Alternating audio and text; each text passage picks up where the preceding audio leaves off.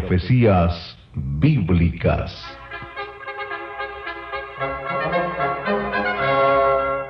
Los acontecimientos pasados, presentes y su consecuencia futura, analizados en este programa a la luz de la Biblia, la palabra de Dios. Amigo mío, bienvenido una vez más a Profecías Bíblicas. Estamos hablando, contestando una pregunta que realmente no pretendemos agotarla, pero siempre en estos programas es interesante analizar. ¿Qué estaba haciendo Dios antes de crear un universo?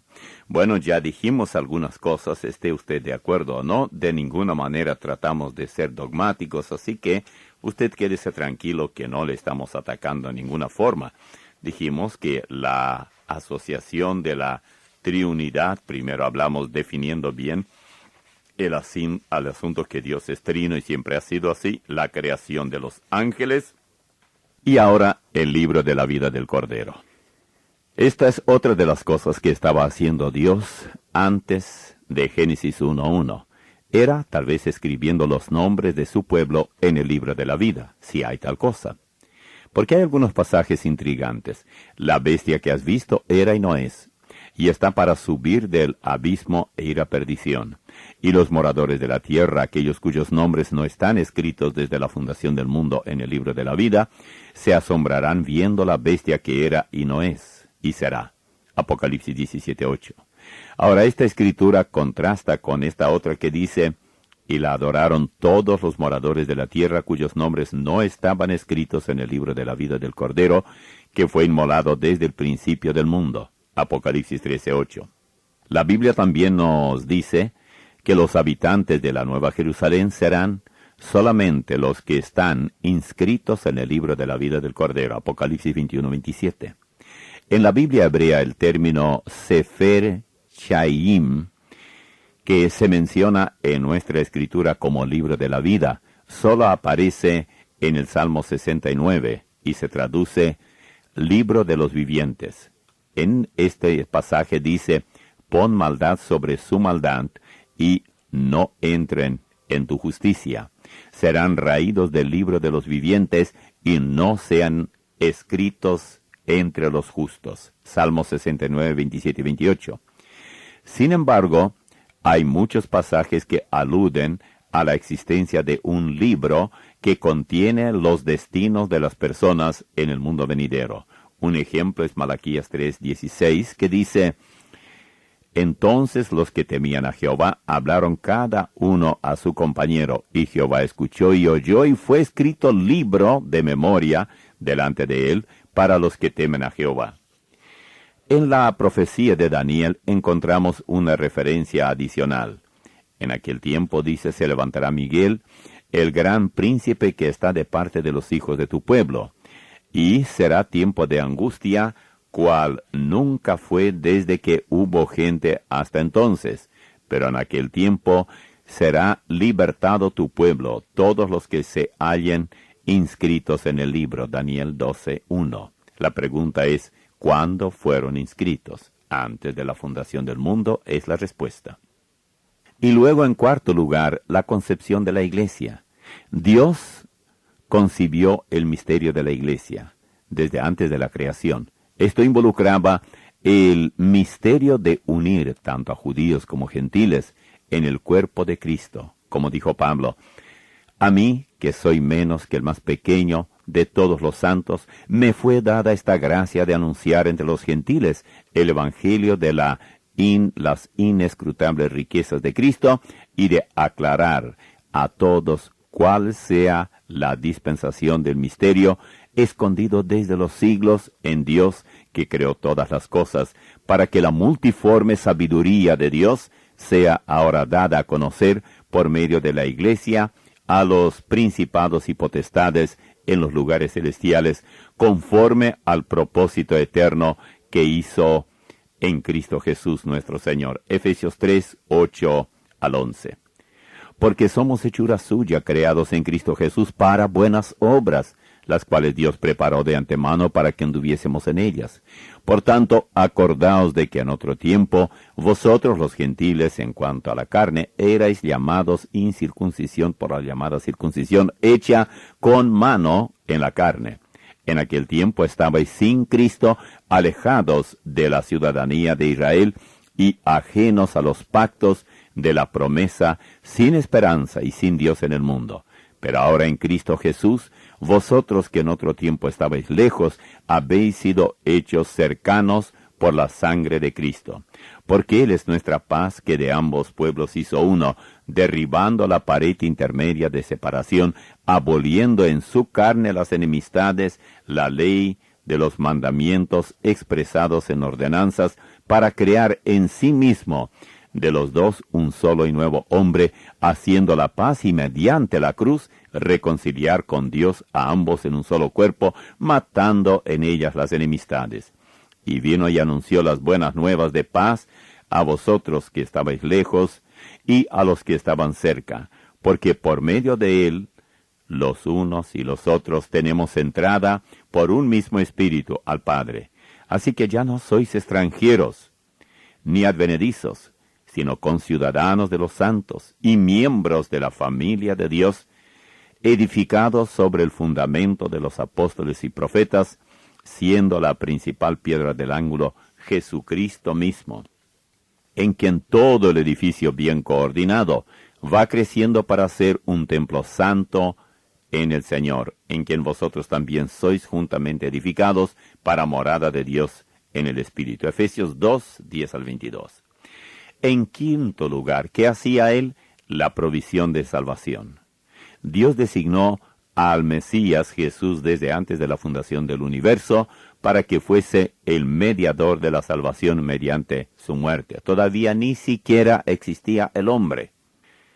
Dice, por ejemplo, sabiendo que fuisteis rescatados de vuestra vana manera de vivir, la cual recibisteis de vuestros padres, no con cosas corruptibles como oro o plata, sino con la sangre preciosa de Cristo, como de un cordero sin mancha y sin contaminación, ya destinado desde antes de la fundación del mundo, pero manifestado en los postreros tiempos por amor de vosotros.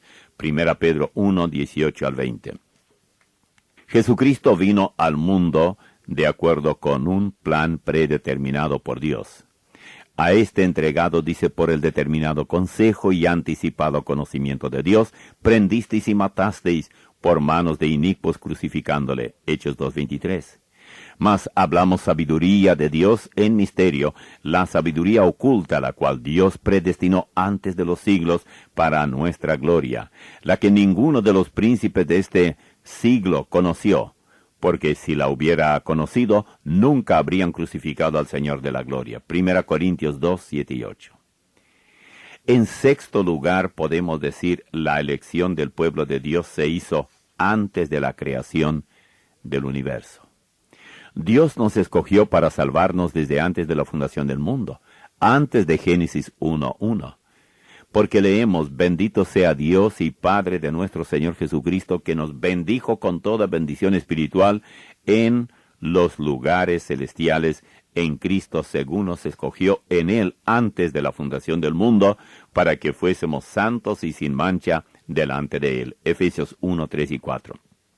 Y otro pasaje que dice, quien nos salvó y llamó con llamamiento santo, no conforme a nuestras obras, sino según el propósito suyo y la gracia que nos fue dada en Cristo Jesús antes de los tiempos de los siglos. 2 Timoteo 1, versículo 9.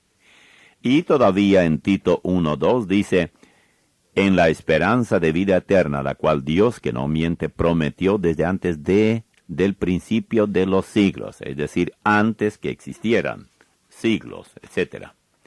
Luego la preparación del reino. Dios preparó el reino mesiánico para sus escogidos desde antes de la fundación del universo. Entonces el rey dirá a los de su derecha, venid benditos de mi Padre, heredad el reino preparado para vosotros desde la fundación del mundo. Mateo 25:34. Una antigua tradición rabínica dice que la historia humana tendrá una duración de 6,000 años, seguida por el sábado milenial, 1,000 años de reposo. El Zoán, una colección de escritos de las tradiciones antiguas místicas judías, declara: felices son esos que estén vivos a la conclusión del sexto milenio y entren en el sábado, el milenio.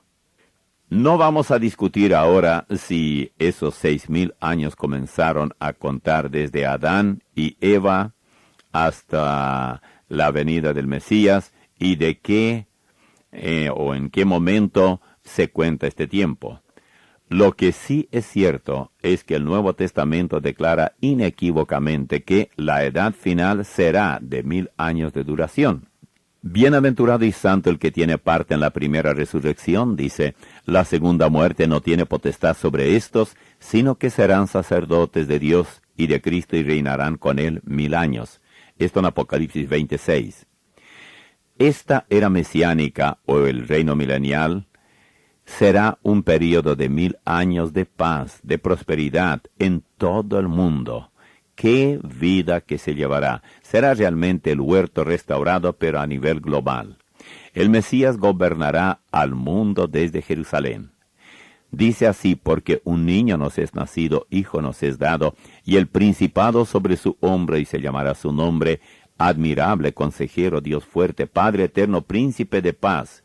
Lo dilatado de su imperio y la paz no tendrán límite, sobre el trono de David y sobre su reino, disponiéndolo y confirmándolo en juicio y en justicia desde ahora y para siempre.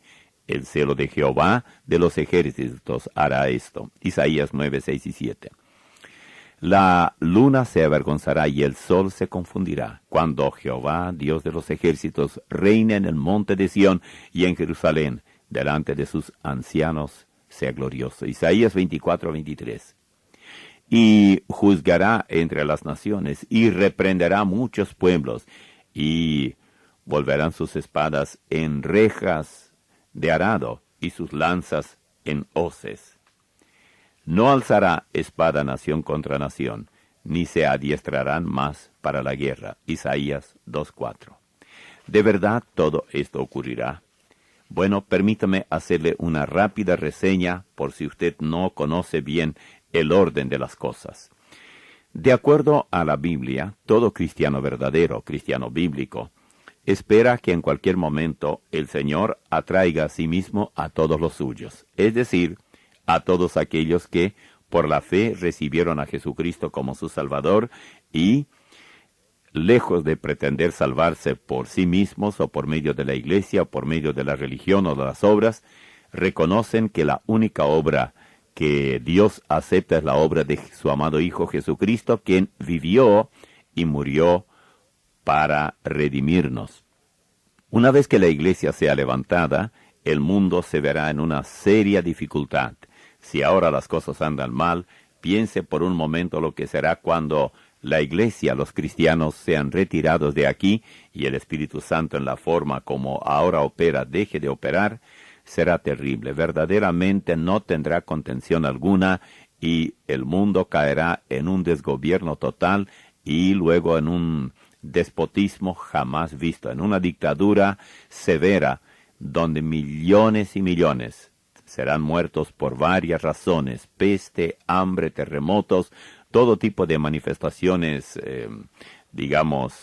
llamaríamos naturales, pero serán realmente sobrenatural, en la naturaleza diríamos, pero también muchos serán sacrificados porque entonces entenderán que han perdido su oportunidad de rendirse a Cristo y lo harán todavía. Luego el Señor volverá y entonces restaurará todas las cosas y Él comenzará a reinar, tendrá su asiento en la ciudad de Jerusalén y desde allí estará reinando en el mundo entero por 1,000 años, para luego dar paso a lo que la Biblia llama el gran trono blanco, donde ocurrirá la segunda resurrección, la de los impíos, los de condenados, y ellos serán juzgados y condenados. Usted pregúntese, ¿soy yo salvo si el Señor viniera hoy?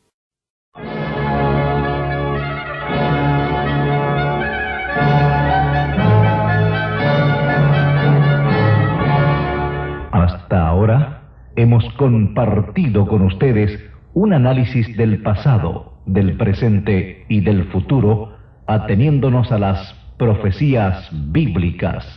El pastor José Olovati volverá con otro capítulo de este ameno, interesante e instructivo programa cuando anunciemos Profecías Bíblicas.